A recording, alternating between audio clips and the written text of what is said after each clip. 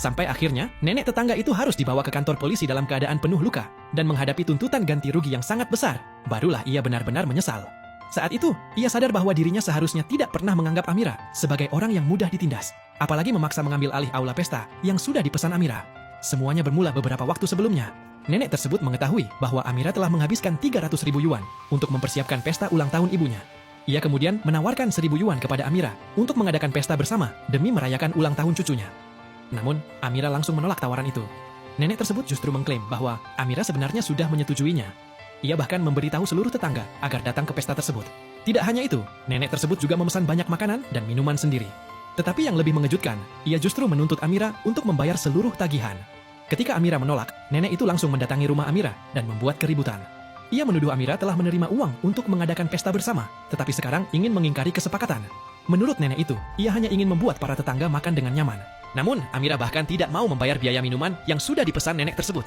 Mendengar keributan itu, para tetangga mulai bergosip.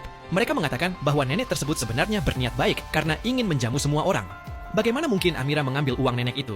Mereka bahkan berkata bahwa jika Amira memang sudah menerima uang, tetapi kemudian mengingkari kesepakatan, Amira seharusnya segera mengembalikannya. Putra nenek tersebut langsung melakukan siaran langsung. Ia menyebarkan tuduhan di internet bahwa Amira telah mengambil uang ibunya secara tidak jujur. Amira segera memberikan klarifikasi. Ia mengatakan bahwa sejak awal dirinya tidak pernah menyetujui pesta bersama tersebut. Selain itu, Amira juga tidak pernah menerima uang 1.000 yuan yang diberikan nenek tersebut. Amira memperingatkan bahwa jika nenek itu dan kelompoknya terus membuat keributan, ia akan menghubungi polisi.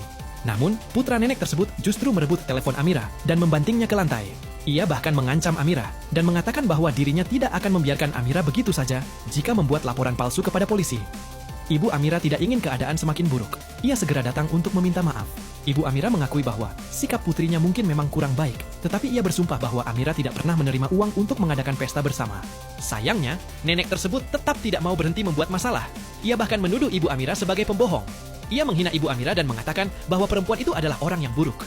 Menurutnya, tidak heran jika ibu tersebut membesarkan anak perempuan yang suka berbohong.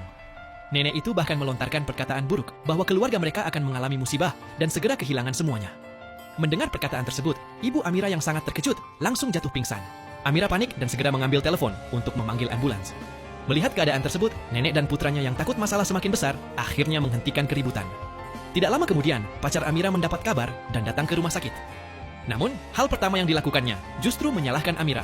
Ia mengatakan bahwa jika Amira sejak awal mau menyetujui pesta bersama, semua kejadian ini tidak akan terjadi dan ibunya tidak akan sampai mengalami hal tersebut. Sekarang masalahnya sudah menjadi besar. Bahkan seluruh tetangga mulai membicarakan dan menertawakan mereka.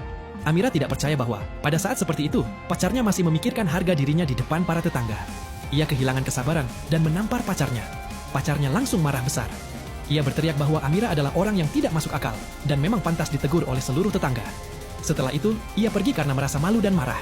Untungnya, kondisi Ibu Amira tidak serius. Setelah mendapatkan perawatan, ibunya segera pulih. Namun, Amira tidak bisa melupakan penghinaan yang telah dialami keluarganya. Ia tahu nenek tersebut masih akan berusaha merebut aula pesta yang sudah dipesannya.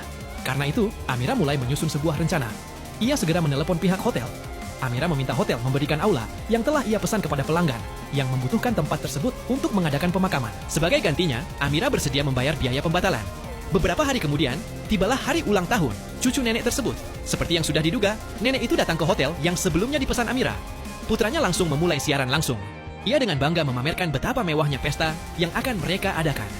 Nenek tersebut juga memanfaatkan kesempatan itu untuk menerima banyak hadiah uang dari para tetangga. Mereka semua mengira pesta mewah akan segera dimulai. Namun, ketika pintu aula dibuka, semua orang langsung terdiam. Tidak ada pesta ulang tahun di dalamnya. Yang ada justru suasana pemakaman. Nenek tersebut langsung marah besar. Ia maju dan memarahi keluarga yang sedang berduka. Menurutnya, aula itu sudah ia pesan untuk pesta ulang tahun cucunya. Ia bahkan mengatakan bahwa mengadakan pemakaman di tempat tersebut sangat tidak pantas bagi pesta mereka. Nenek itu kemudian memerintahkan keluarga yang sedang berduka untuk segera memindahkan semua barang mereka keluar. Keluarga tersebut tentu saja sangat marah. Mereka mempertanyakan tindakan nenek itu. Mereka sedang mengadakan pemakaman di tempat tersebut, sementara nenek dan keluarganya datang tanpa diundang. Bagaimana mungkin mereka malah diperintahkan untuk pergi? Namun, putra nenek tersebut tetap bersikap arogan. Ia mengancam keluarga tersebut dan mengatakan bahwa tempat itu sudah mereka pesan. Menurutnya, akan ada akibat buruk jika keluarga tersebut tidak segera meninggalkan aula. Situasi semakin memanas. Putra nenek tersebut bahkan menampar putra dari keluarga yang sedang berduka. Keluarga tersebut akhirnya tidak mampu menahan emosi. Mereka langsung maju dan terlibat dalam perkelahian dengan keluarga nenek tersebut.